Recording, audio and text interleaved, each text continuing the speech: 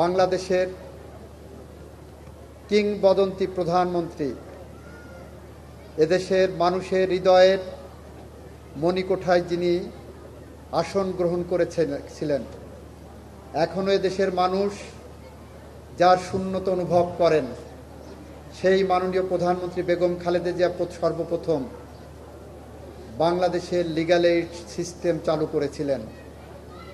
তার সন্তান বাংলাদেশের অবিসংবাদিত নেতা, বাংলাদেশের দেশনায়ক তারেক রহমান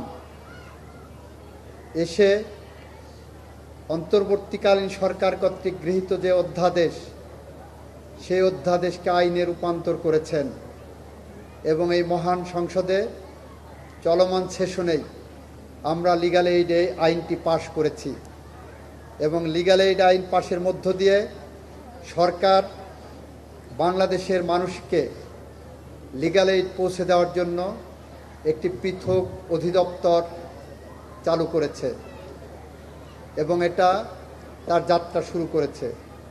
আমরা সেই কারণে বলতে চাই, এই লিগ্যাল এইড মানুষের অধিকার আদায়ের অন্যতম একটি প্ল্যাটফর্ম হিসাবে, লিগ্যাল এইড অধিদপ্তরের অন্যতম একটি প্ল্যাটফর্ম হিসাবে কাজ করবে।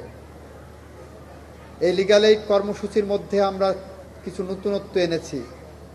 সেই নতুনত্বের মধ্যে রয়েছে লিগ্যাল এইড দেওয়ার আগে একটি মেডিয়েশন করার জন্য, যাতে আদালতে যাওয়ার আগেই কোনো বিষয় মীমাংসার মাধ্যমে সমাধান করা যায়। যেমন যৌতুকের মামলা, দেনমোহর ভরণ পোষণের মামলা, চেক ডিজনারের মামলা, এই ছোট ছোট মামলাগুলো বছরের পর বছর আদালতে ঘুরে এবং দেখা যায় যে আদালতে একদিকে যেমন লিটিগেন্ট পিপল হয়রানির শিকার হচ্ছে, অন্যদিকে আদালতের মামলার জট বাড়ছে। সেই কারণে আমরা লিগ্যাল এইড কর্মসূচিকে সামনে এনে মানুষের দোরগোড়ায় পৌঁছে দিয়ে বলতে চাই, আদালতে যাওয়ার আগে আপনারা নিজেদের মধ্যে মীমাংসা করে সমস্যার সুষ্ঠু সমাধান করেন, যেটা আইনসঙ্গতভাবেই হবে এবং লিগ্যাল এইড যে সমাধান দেবে সেইটা আদালতের রায়ের সমতুল্য হবে, ডিক্রির সমতুল্য হবে বলে সেটাও আইনে বলা হচ্ছে।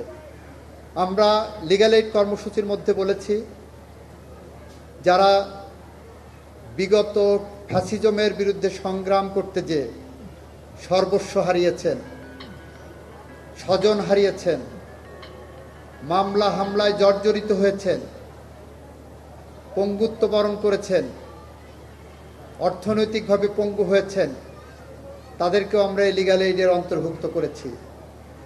আমরা লিগ্যাল এইডের অন্তর্ভুক্ত করেছি জুলাই গণ অভ্যুত্থানে যারা জীবন দিয়েছেন তাদের পরিবারদের, যারা পঙ্গু হয়েছেন, যারা সর্বস্ব হারিয়েছেন, যারা মামলা হামলা খেয়েছেন, তাদের সবাইকে আমরা এই কর্মসূচির মধ্যে এনেছি।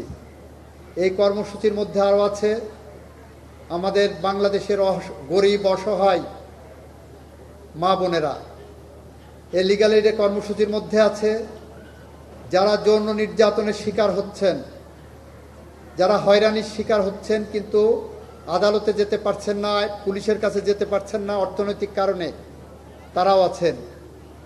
আমরা লিগ্যাল এইড সুবিধাটাকে বাংলাদেশের মানুষের দোরগোড়ায় পৌঁছতে চাই। এই কারণেই এটা আমাদের মাননীয় প্রধানমন্ত্রী কর্তৃক ঘোষিত সবার আগে বাংলাদেশ কর্মসূচির অন্যতম একটি অংশ। সেই অংশ, সেই স্বপ্নের পথ ধরে আমরা এগিয়ে যাচ্ছি।